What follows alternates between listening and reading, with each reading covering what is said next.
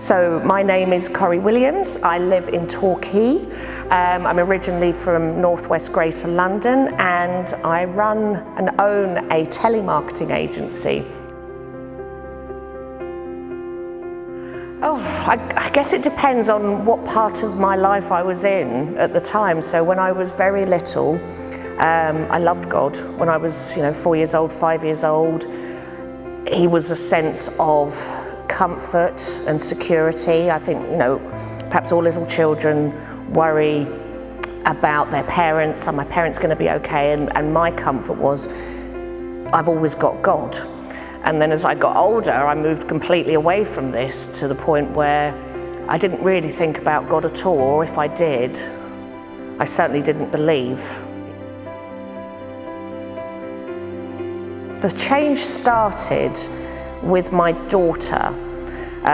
So my middle child, she would have been about 6 at the time, came home one day and said, "Mummy, we've been learning all about God and Jesus, and I want to be a Christian." And I believed her because her friend was with her, and he said, "Well, I'm going to be a humanist." And she just had such an innocence about her, and she was so determined that this is what she wanted. And I said, "Well, all right, darling, I think there's probably a club you can join." But luckily I'd already met my wonderful friends Pete and Rachel, so decided to talk to them about it, and it was decided or agreed, and Megan was very much driving that she wanted to become a Christian, that she wanted to be baptised, and Pete asked me if I'd come along to an Alpha course, and that really sparked, set the wheels in motion of a chain of events that have led me to this point now, where, yes, my belief is so very, very different to what it was before. Watching a video, is it Nicky Gumbel? I never say his surname right, but it was him, and he was talking about, he was not non-Christian at this point, and he was traveling, he was in America, and he'd lost his wallet, and the chips were really down, and he said at that moment, I think someone stepped onto the bus he was on, something like that, and he was saved. And that was where it really clicked for me, because I've realised that things like that had been happening to me my entire life. So I was often thrown lifelines when things seemed at their darkest. But so when I watched that video and heard that, I was like, well, this always happens to me.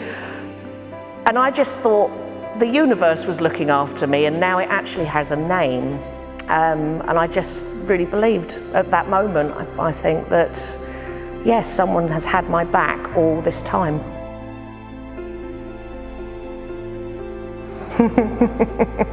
It's had a remarkable difference.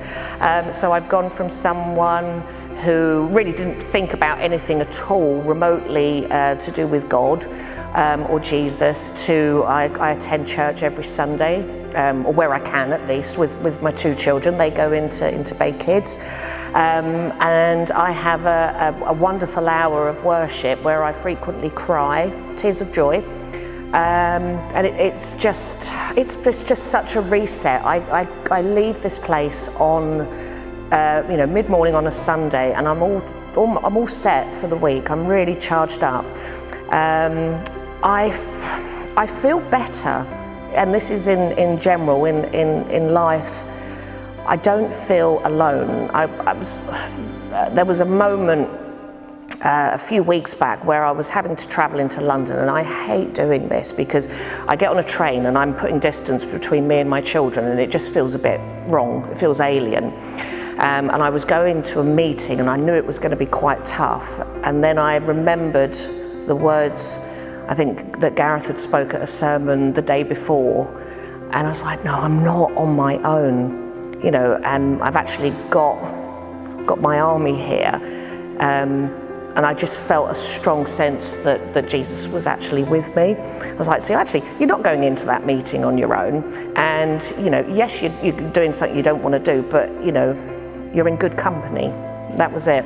I've just stolen your strapline, haven't I? I didn't mean to. It must have gone in.